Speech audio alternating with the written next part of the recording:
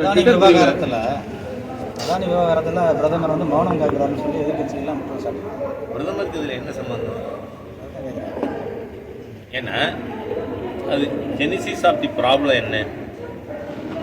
வங்கதேசத்தில் எலக்ட்ரிசிட்டிக்கு காசு கொடுக்கல வங்கதேச அரசாங்கம். அதனால் பிடன் கவர்மெண்ட் இப்போ புது அரசாங்கம் இனிமேல் தான் ஜனவரி 20ஆம் தேதி நினைக்கிறேன் புதிய அரசு பொறுப்பேற்கிறது. ஆனால் பிடன் கவர்மெண்ட்டு அதனுடைய பப்பட்டு தான் முகமது யூனுஸ் இருக்கிற கேர்டேக்கர் ஜனாதிபதி.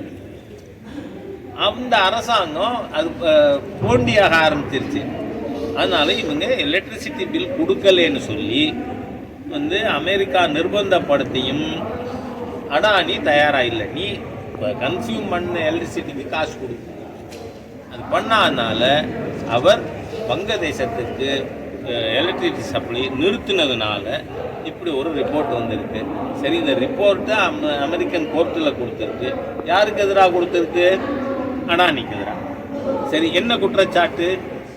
4 மாநிலங்களில் அடானி இந்த transmission of solar energy, solar power, அதுக்கான கான்ட்ராக்ட் வாங்கிறதுக்காக லஞ்சம் கொடுத்தார் அப்படின்னு. என்னென்ன மாநிலம்? தமிழ்நாடு, திராவிடியன் மாடல் முதல்ல. அதே மாதிரி ஆந்திர பிரதேஷ் ஜெகன்மோகன் ரெட்டி இருக்கும் பொழுது, அதே மாதிரியாக பாகலே இருக்கும் பொழுது சத்தீஸ்கர், தென் ஒரிசா. இந்த 4 மாநிலத்திலையும் பிஜேபி மாநிலம் இருக்கா? இல்லை. ஆகவே இப்போ கைது பண்ணி கேட்கணுன்னா நம்ம தமிழக முதலமைச்சரையும் கைது பண்ண சொல்லி காங்கிரஸோ அல்லது ஊடக நண்பர்களோ நீங்கள் கேட்குறீங்களா? எனக்கு தெரியல. ஏன்னா தமிழகமும் குற்றம் சாட்டப்பட்டிருக்கு. அதனால் தமிழகம், ஆந்திரா, ஒரிசா அண்ட் சத்தீஸ்கர், இந்த 4லையும் கைது அதாவது குற்றஞ்சாட்டப்பட்ட அதிகாரிகள் எந்த மாநிலம்? இந்த மாநிலம்.